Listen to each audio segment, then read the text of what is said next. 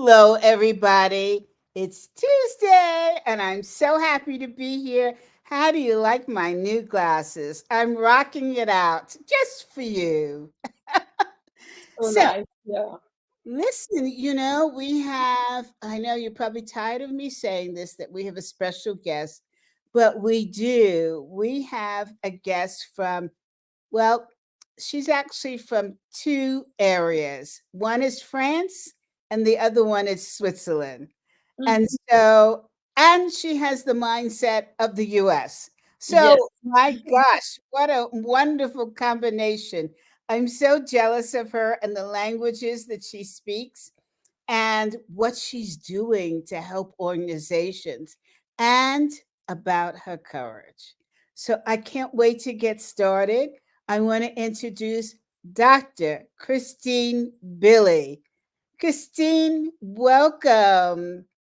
Thank you so much, CB. I'm so happy to be with you on this show. Yeah. I want to, when I hear you speak, I want to try to speak French, but I know I'm not successful at it. But I just want to make all my English sound French because it's so beautiful.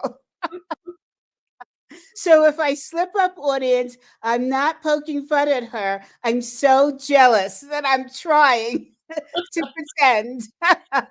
Yeah.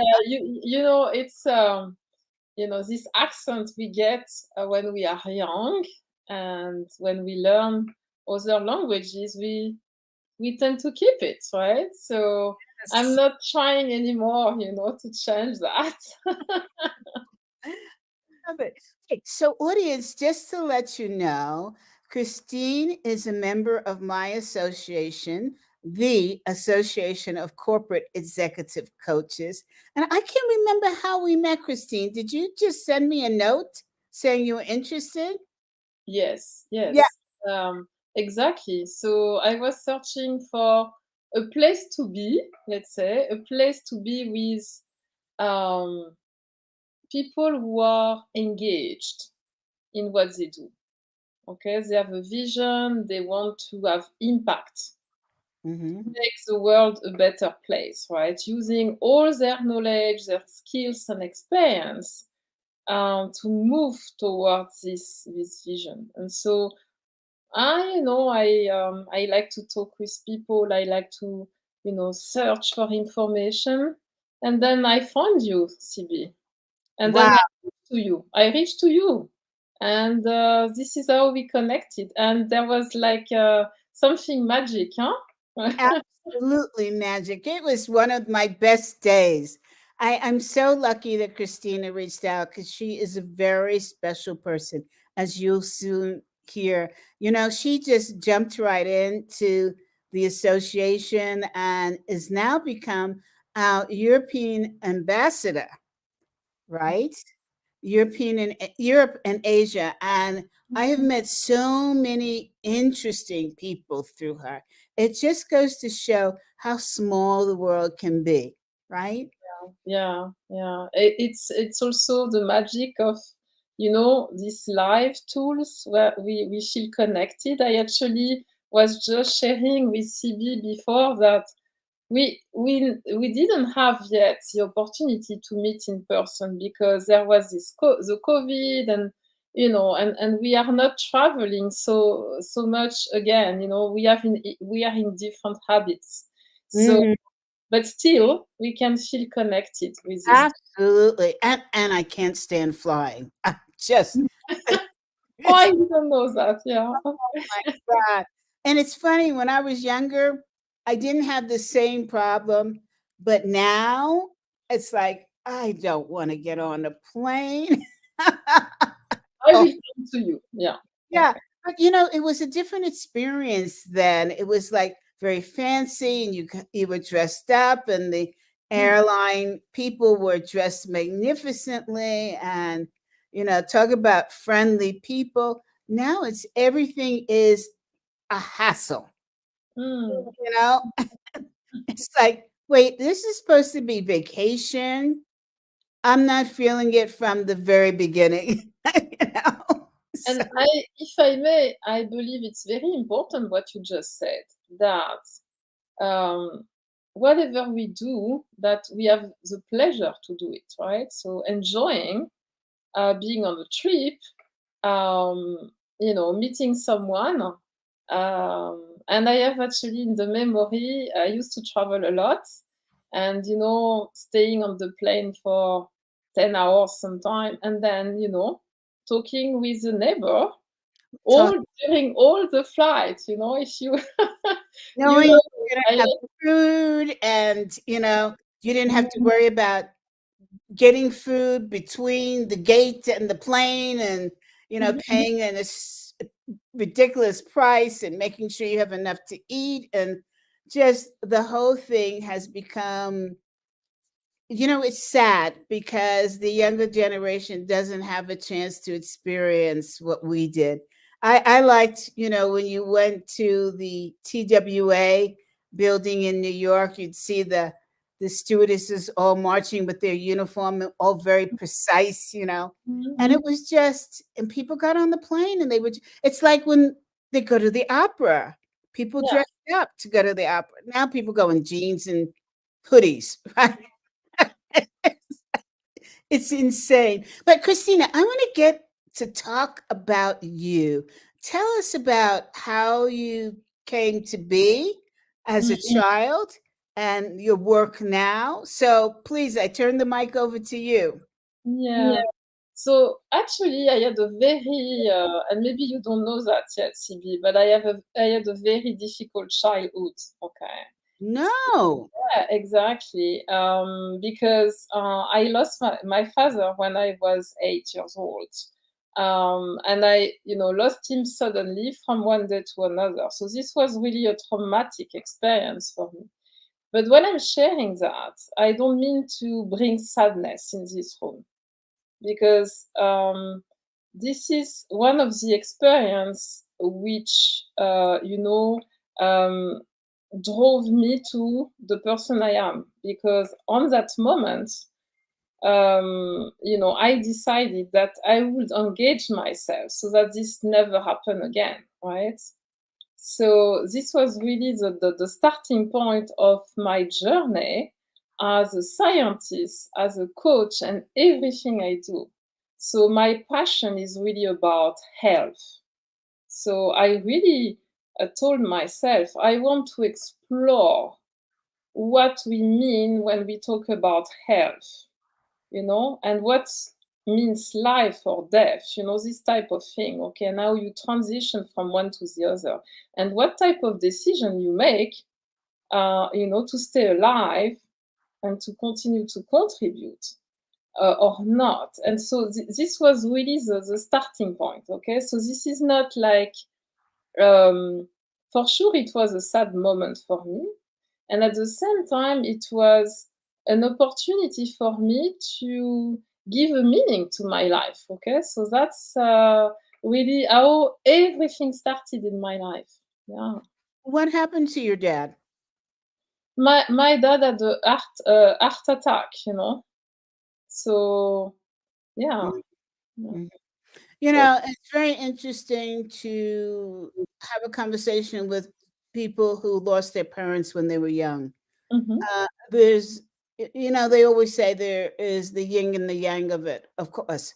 But those people who, that experience triggered, how do I say it? It triggered something in them to fight back, uh, mhm, to try to help other people, to help themselves.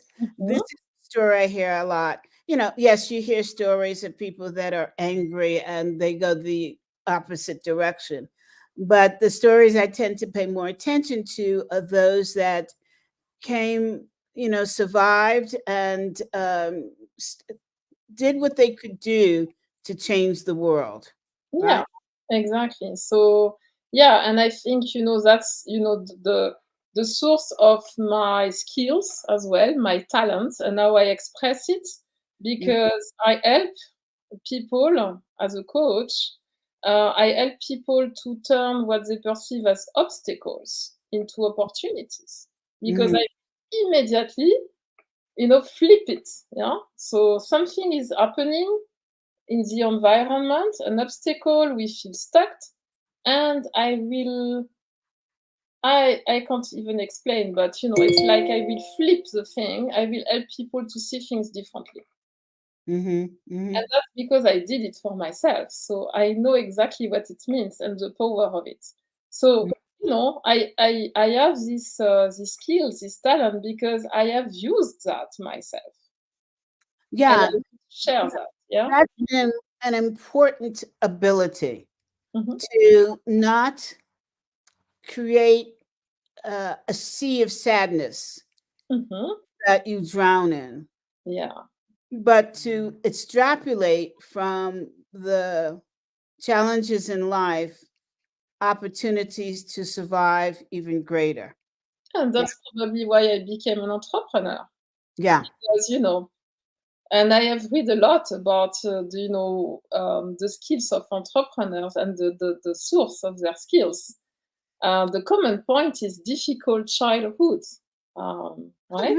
Really? Yes, That's absolutely. interesting. Is Yeah. that only in France or Switzerland, or is So it? I think this was a research, a global research, where they try to understand what makes an entrepreneur successful or not, because you can extract lessons learned from that. And when you had a difficult childhood, the rest is as we say in French, peanuts, right? Whatever happened, the COVID, you know, are you kidding? Because you have survived something more intense. So because you demonstrated to yourself that you can overcome this traumatic experience, the rest appears really not so dramatic. Okay, so Wow. that's how the mind is developing. You prove to yourself that you can identify opportunities in situations. So then the risk taking, your approach to risk is different. And How I'm not afraid of taking risk because I know that I can survive. how many people did you survey in this research? I didn't do that myself. This is something I have read. I don't even remember where it was published, actually. Uh, and I was really interested to read that and to understand that for myself. Yeah. Well, if you find that, that would be interesting. I'd like Yes. to put it Yeah. out on LinkedIn because that is just amazing information. You know, Mm-hmm. um, again, it's the yin and the yang. It's the people that don't succeed, and then the people that are entrepreneurs that do succeed. And then you wonder if people sort of get there but don't actually reach the bullet's eye in entrepreneurship, whether they had an experience with a leg in both um, experiences, you Mm-hmm. know, Yeah. they didn't fully experience the negative. And I don't want to say that you need to experience something like this to be a good entrepreneur. This is not the message, right? The Right. message is that if you believe you can make it happen, you will make it happen. The fact that people who have gone through traumatic experience, it's easier for them to get that mindset. It's because they already experienced that they could survive whatever happens. Well, you know what they say about love is that if Ah, you don't experience the heartache, then you can't experience the blessings, right? exactly, exactly, yeah. So it sounds very similar. And well, Catherine Hall said, "Greetings from the high desert." I don't know what she means by that, but welcome. uh, Yes. so you studied science. What type of science? So I first decided that I will explore what health means by becoming a scientist because I thought, okay, so I need to understand how the body works, okay? And I would like to be involved in developing medicines, okay, to cure disease because that was close to my heart, right, with my experience. And so this is what I did. So I'm from Paris and I studied at the School of Science and Pharmacy in Paris, and I became a researcher in science. And then I worked for the French government, and then I came to US and I worked for the US government as a researcher. I had no idea. Yes, this is my link to US. You know, I love discovering new things about people that I like, and I have another surprise for you. Yeah, I have many it's other like surprises. when you look at a really good oil painting, you see it, you love it, and then next year you walk by it again, you say, I didn't see that. Wow, that really adds more to it, right? More depth to it. So, Mhm. wow. So then why did you switch from being a scientist to being in executive coaching? Mhm. So this is a long story. So after I spent 3 years in North Carolina in the Research Triangle Park as a researcher. And by the way, something you probably don't know, CB, another surprise is that my first son is a US citizen because my first son was born in North Carolina. So, Wait, first of all, I didn't know that you had children. So let's start there. yeah. How many children do you have? I have 2 boys, and they are now, the oldest one is already working in Paris and is gonna turn 25 in few days. Okay. And the second one is 20 and is finishing study in Paris as well. And is so he was born in France, and they are all, they are both very different. They have their focus, their passion, which is very different from me, and that's fine like this. Yeah. I'm stunned. You don't look old enough to have sons that age. Wow. Talk about taking care of your health. Gosh. Yeah. So I'm speechless with this. Okay. So then so Yes. were you married to an American or a No, Frenchman or a no, I'm Swissman? married to a French. And so I was in US in the 90s. So I was in US from 95 to 98. And then I could stay.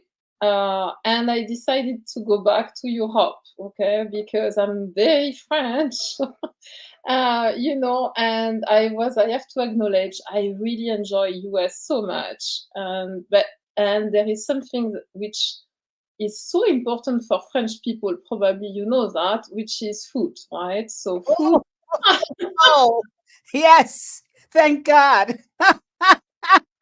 And so, CB, I have to say that this is the only time in my life when I was doing in US and I was enjoying so much. I still have friends there. But I was dreaming about food at night, okay? About French food because I couldn't find the ingredients, to make French recipe. Yeah? I was in a small city, so it's not New York. So buying food was a big part of my budget, monthly budget. A big part was because I had to go to special stores and spend a lot of money to get the food I am used to, and not say that I didn't like, eating the, what you eat in US, but still, from time to time, I was like, I would like to test again this, and so yeah, so because of that, I have to acknowledge that was one of the key criteria for me to come back to Europe.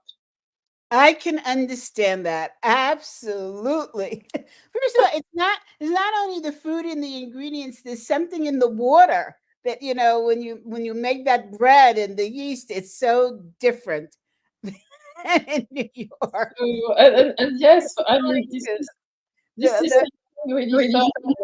I have to say, I absolutely wanted to come to US because I had the feeling that I was very Parisian, very French, and I wanted to open my mind to other ways of living, And I got it, I was, the first 3 months in US, I was with big eyes like this all the time because I was surprised by everything, For example, I realized that people are not necessarily sitting to eat, or they could eat at any time during the day. And we were in the 90s, okay? So now maybe it's less, a surprise, but at that time, it was the first time I was flying, taking a plane, and all of these new things, discovering, yeah, why not after all, So, it was full of surprise and very nice surprise. Mm. I must say, I felt the same my first trip to France. For sure, I'm sure. Yeah. Yeah. So, okay, so you you became a scientist in the United States. Okay, still track us now. How did So, you get to become what I next? decided, let's go back to Europe. Okay, so we are back in the plane, and then I start to work in pharma industry. Okay, I start to work for today a famous company. I started to work for Pfizer, and so I started my career there in France, and something happened. I was working in the lab and I was fascinating to mix ingredients and check the result of mixing ingredients. I'm fascinating by transformation. And so I was invited to join project teams Mm-hmm. as an expert. Mm-hmm. And as soon as I opened the door, I saw the people seated there.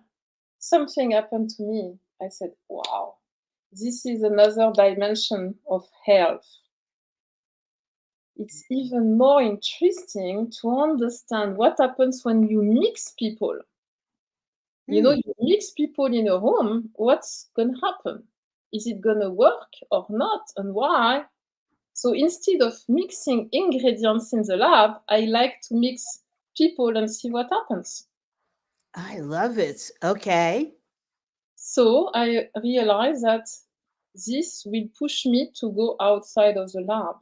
I'm still very passionate about lab work, but I'm Mm-hmm. even more passionate about being with people and connecting people and see what's happening. Mm-hmm. So I started my career in project management, okay, leading project teams and motivating people, to achieve something ambitious, this kind of thing, okay. And then gradually I moved to portfolio management, which is overviewing a set of projects and making strategic decision of investment. Mm-hmm. And then to change management. Yeah, we can be very successful now. What's going to happen tomorrow? What should we change now while we are successful to be still successful tomorrow or even more successful? Mm-hmm. And finally, I became a coach.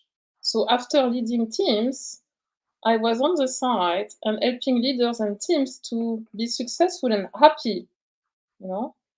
Mm-hmm. And the final stage. So this was over 20 years in pharma at Pfizer and Novartis, big companies in Mm-hmm. France and Switzerland and globally. Mm-hmm. And then there was a reorganization, and I decided to take it was the right time for me to set up my own company, and this was 10 years ago.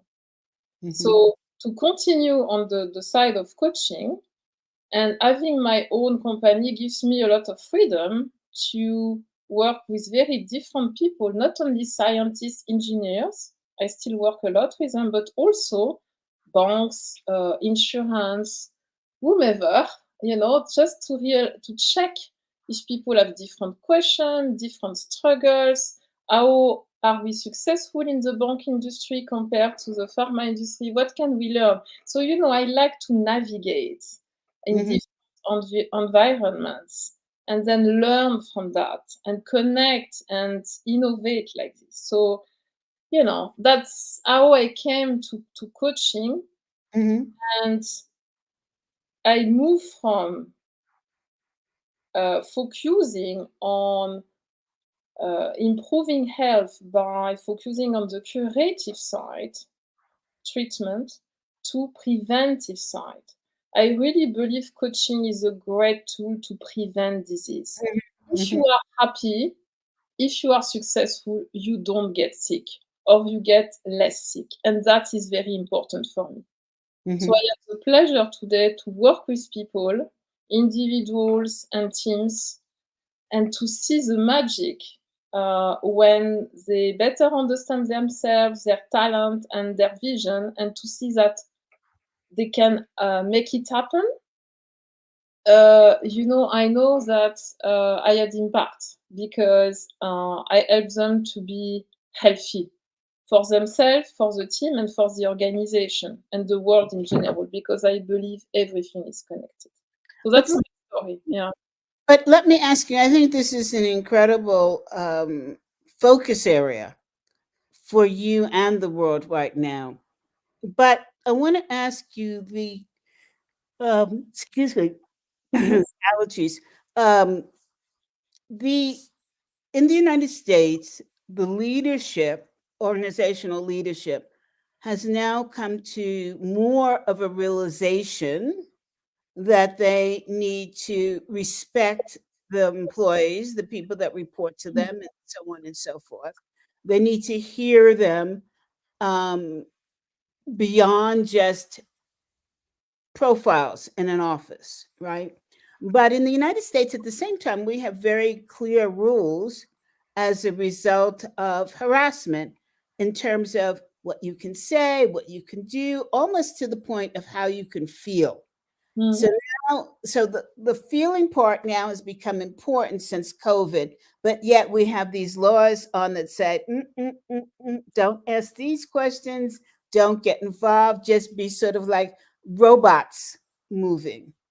So now, Christina, I don't know if this is happening in Europe the way it's happening here, but when you go into market to a company and you say to them, my work is in healing teams in organizations so that productivity increases, sicknesses, plural, decrease, and there's better relationships that Yeah. and they say to you, well, we're not sure what to do given the restrictions of the law. How do you get past that? So if I understood well, you use the term healing process. Did you? Yeah, sort of. Yeah.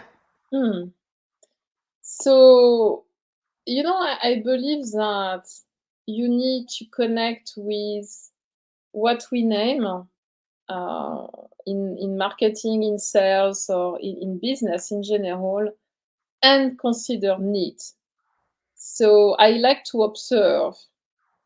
Okay, I like to observe how people interact, what they do and why they do that, what makes it important for them, the values, the needs. So I like to spend time to observe I before. know, Christina, because when we were in a meeting together, you said, and you're watching, and you don't say a word. And then at the end, you come, boom, okay, this is what we're talking about. Exactly. So I really like to observe to get a sense of what's happening in the room and what's important for people. And then somehow connecting with them because we identify something in common or a common need, okay? And when you relate to that, then you can start a discussion. I mean, a common purpose is really. Yeah, something that was not necessarily very clear for them, but because you have observed and listened and maybe ask questions, then you connect to something that they didn't even envision before. And Yes. because it was not clear to their mind, then the ego part, the famous ego, we all have ego, right? Yeah. It's not involved because it's a surprise. What is she talking about here? And then it's pretty easy to start a collaboration or a work together. So you don't find that the legal aspect restricts connectivity? I never asked myself this question. Um, and to answer your point, I'm not sure if that's so present in Europe. Um, yeah, I've never asked myself this question, in fact. I connect with people because I follow my intuition also. Mm, So mhm, there is always, in my mind, respect.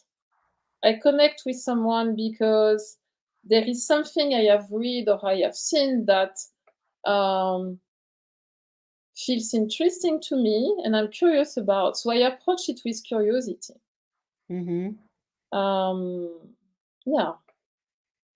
So we have a comment from Coach Jane Kerbuko. I'm hoping I pronounced her name right. Kerbubo. And she says, wow, love what Dr. Christine is saying, that coaching is a tool that can be preventative of disease, resulting in you being happy. Oh, so true. Absolutely. Imagine yourself, Jane, uh, being so unhappy you have to go to work every single day. That's going to eat at you from the inside out. And so, if you can speak to somebody and release that tension, that upset, and identify other ways to handle situations, you're going to be much happier over the long run. Even the short run, you're going to have this sense of relief, which is what Christina is talking about. And we don't think about that, Jane, in terms of teams working together. It's going to be interesting because I'm going to have Dr. Peter Hawkins, the guru on teams, on this show, and I think about 2 weeks. And I want to ask him about how he ensures that the work he's doing with teams brings them to a state of being healthy, right? Yeah. So, so Christine, when you go into sell, I'm very interested in this because you're really talking about soft skills, as we say in the United States. And selling soft skills seems to be harder to do in the United States unless you're like a Marshall Goldsmith, Mm. because Americans tend to be so hard driven when it comes to work. How do you convince them that soft skills relate to being healthy? Mm. And maybe I could start my answer by saying that for all of you who are listening to this show, I have a message for you because I have a vision. The reason, I explained why I'm doing what I'm doing, and my vision is that one day coaching will be reimbursed by Social Security. Oh, I love it. Okay. Yes. So maybe, this is a way for me to answer your question, or at least to start to answer your question, is that if I am convinced about that, and if I am able to influence all of you listening here that yes, that makes sense, then, we answer your question. Yeah. Here, not so much Social Security, but medical insurance. Yes. Absolutely. Yeah. That, Hey, Gordon, we have a good audience today. Mhm. Dr. Gordy is writing in and he's saying, I'm sitting on a deck looking at the Australian Alps. Oh my God, I'm so jealous. Having just worked with 22 general managers on how to build a high performing team, these leaders were from all over the world. None of the issues came up over the course of the day. None of the issues came up over the course of the day. Not sure you are even close to the mark. So I guess he's saying none of the soft skills issues came Mhm. up during the day. You know, Dr. Gordy, I am not surprised at all because soft skills have the connotation, especially with men, that it makes them weaker if they display it, that the perception of them is weaker. And I myself am a hard driving person. So I have a problem with the soft skills side. And yet I'm a wimp. I'm very sensitive, right? Um, and so it's hard for people, especially here in the United States, where the laws say you can't talk about this or that. Um, I think it's even harder on men, right? Because we're very quick to judge their strength when they show their soft skills, right? Which is so unfair. So I am not surprised that you did this and this wasn't displayed. I think the question that I have for Christina is, how do you get people to a place of realizing how important it is? So not to go back to sadness, the reason why people die from heart attack or other, disease is because they don't take care enough about themselves. So, this belief, be strong, okay? Yes. Don't show that you have pain, that you have emotions. Don't talk about it. Keep it for yourself, especially for men, because they were for a long time raised like this, okay? You said a mouthful there. You see the consequences, okay? Yeah, I I am see. very well placed to understand the link, So my recommendation is that we all need to take care about ourselves. That's at the core of leadership. If you want to have impact in this life, take care about yourself first so that you feel good, you are happy, you are connected to yourself, and then you can be present with others and then you can have impact. So it's really connected, the so-called soft skills, listening to yourself, managing your emotions, recognizing and managing the emotions of others is really at the core of leadership. Yes, but I'm going to push back a little bit, Yes. Christine. How are men, particularly, let's focus on men right now. How can they do that when they won't admit to having feelings or emotions? They suppress it. So how can they work on this communicative part of it when they are stoic and they're stuck and they have the heart attacks, Yeah. right? So my current understanding on this topic, and I coach men and women, both, is that judgment and fear leads to stress, okay, and then you are disconnecting from yourself, okay, because when you are under stress and you don't have time for yourself, you a little bit lose your mind, right? Because you are more in survival mode, and Yes. you limit the access to your skills. Okay, so you limit yourself actually. So that's where people come to coaching because they realize that they could do much more. I mean, not more in terms of quantity, but more in terms of impact, and they wonder what's going on. And then, my experience is that you get to explore the difference it makes for yourself and for your impact when you are in judgment compared to curiosity. Curiosity means that you are connected to what's happening for yourself in connection with others, with the environment. That's curiosity. There is a holistic perspective of it. So, it's very human to be disconnected from yourself from time to time. And if you have experience about the difference between judgment and curiosity, I believe that you never go back to, being so much in judgment, right? So you are more in, okay, what's going on now? What can I do with that? Where is the opportunity? I love what you're saying about judgment versus curiosity. I want to come back to that, but I also want to recognize that there are so many people listening. LinkedIn user, I don't know who it is, said soft skills have unfortunately not been valued or really treated through a corporate situation as productivity has led the way. Oh my gosh, we so agree with that statement. And then another a LinkedIn user writes, mental and emotional well-being leads the way to create outer well-being inside out. I love that. I love that. And Dr. Gordy is coming back and saying, I've been doing soft skills training for 35 years and collected data on 2,500 teams. You need to be clear on the purpose of a team. So true.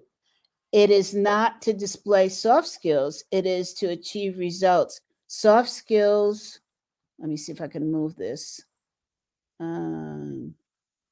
Soft skills are a means to an end, not the end goal. Confusing the two is why leaders do not take consultants seriously. That's an interesting perspective. Yeah.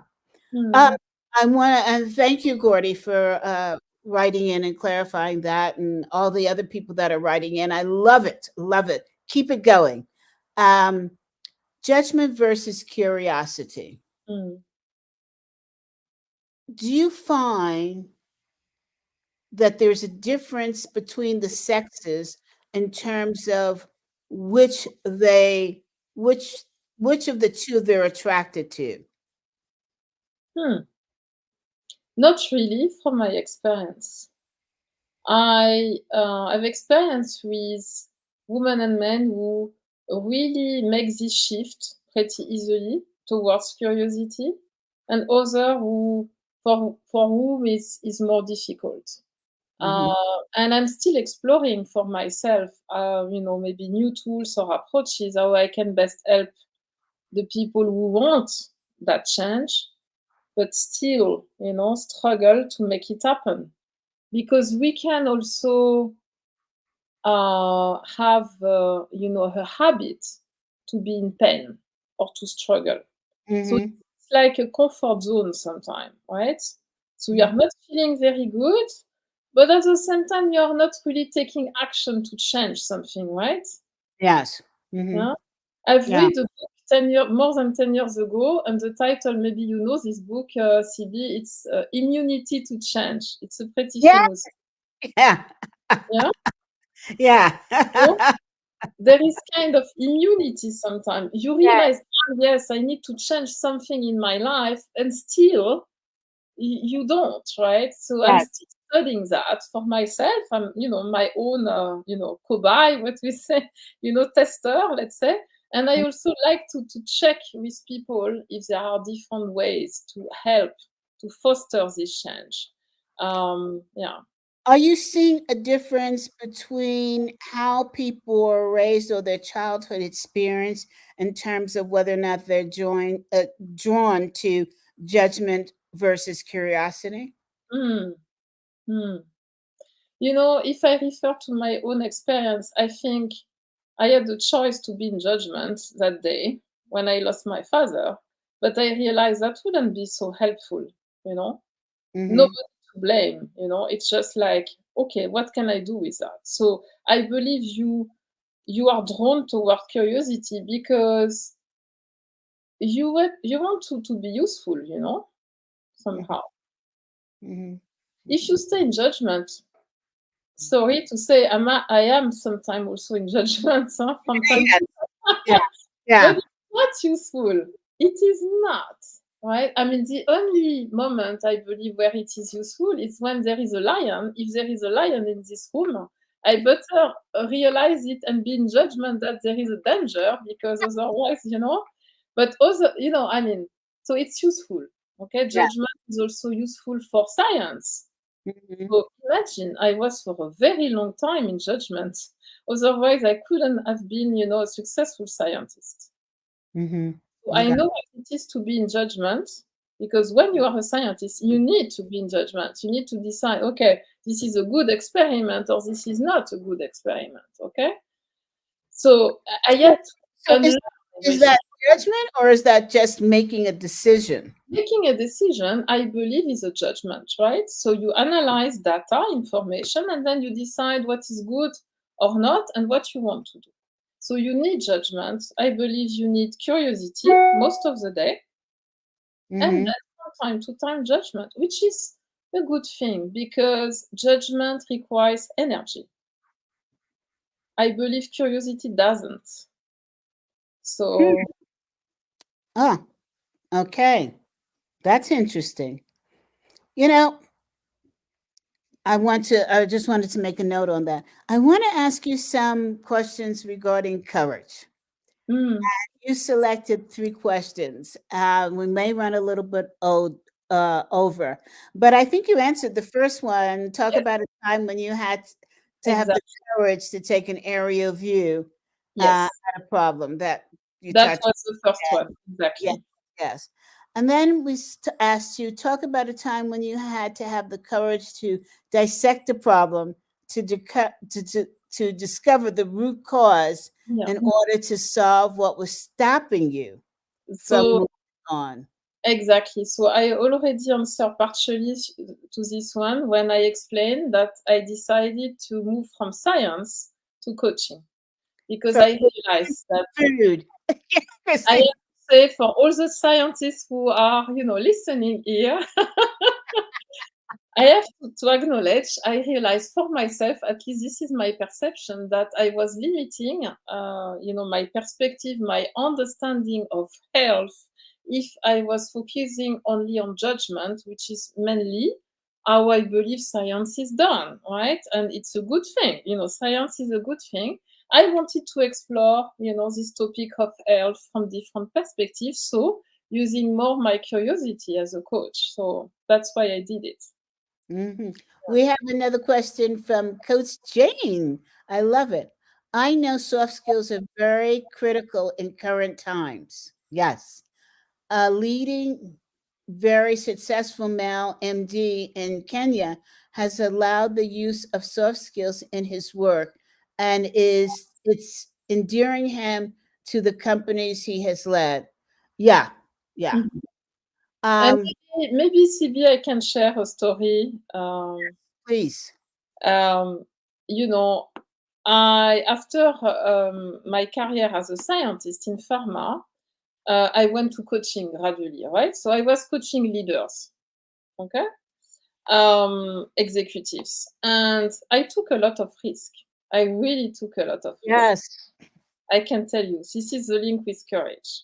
I love that. I I love that expression, Olympic courage. Okay. Yes, almost, I have to say, because I can tell you nobody wanted to do what I was trying to do, okay? Because, I had some time to be in a room with very high level people. At that time, these people, they can, they had the phone, the first, phone, where you can text, and Mhm. then, they could, in a minute, literally fire you, okay?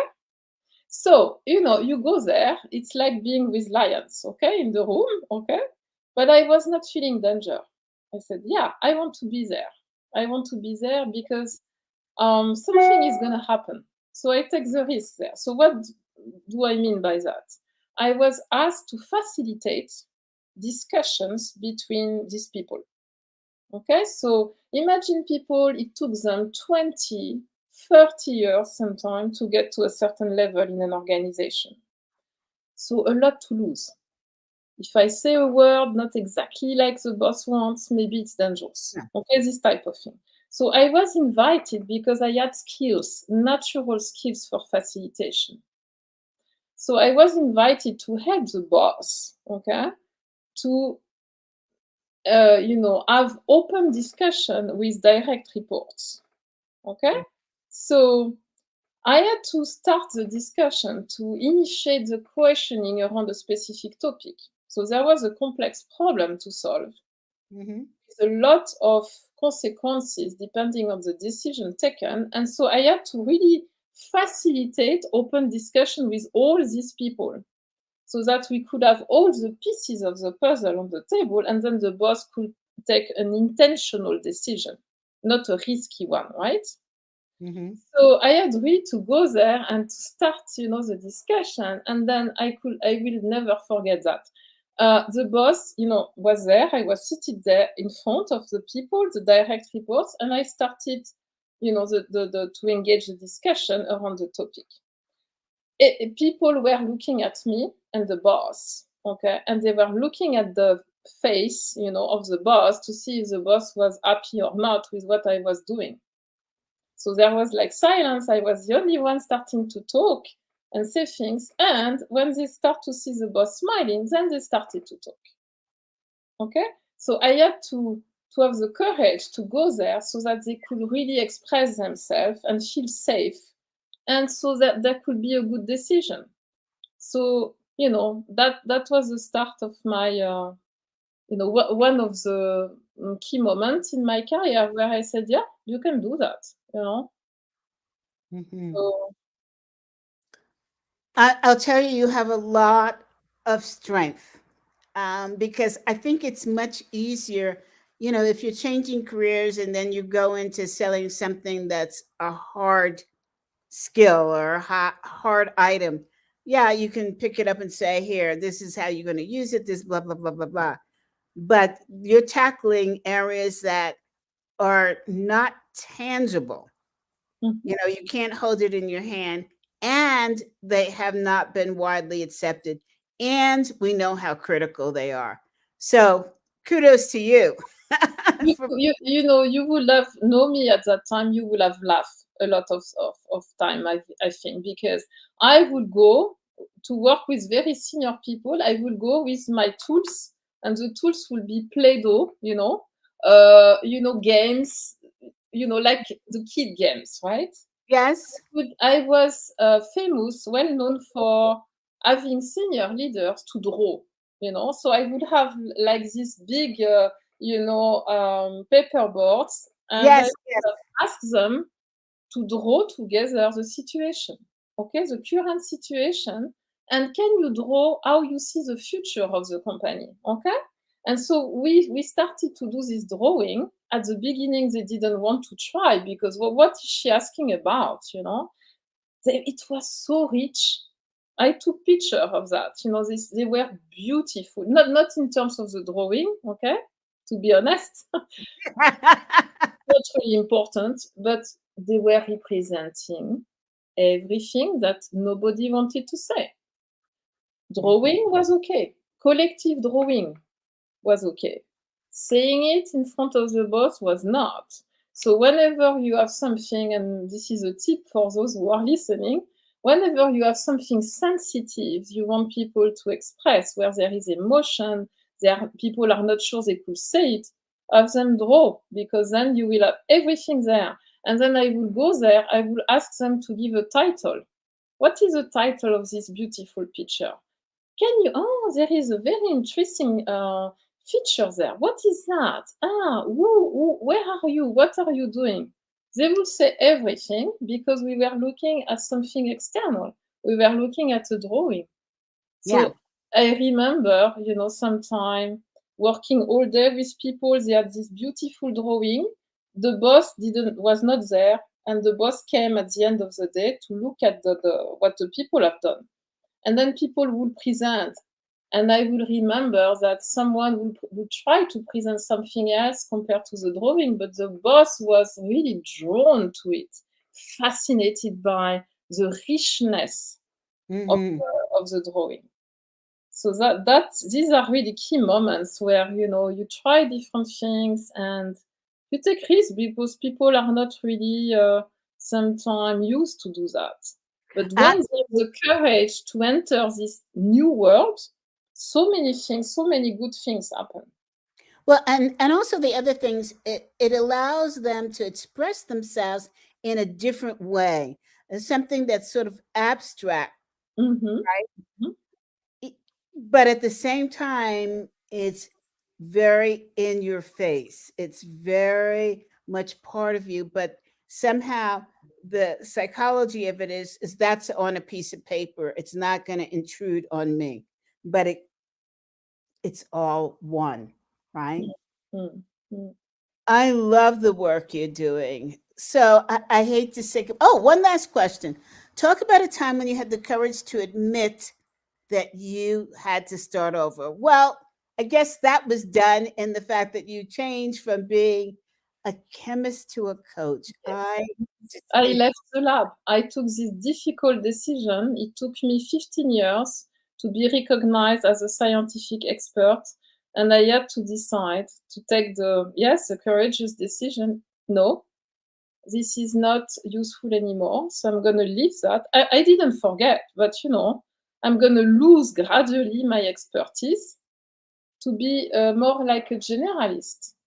So it was, The fact is that you have created labs within the companies that you're helping,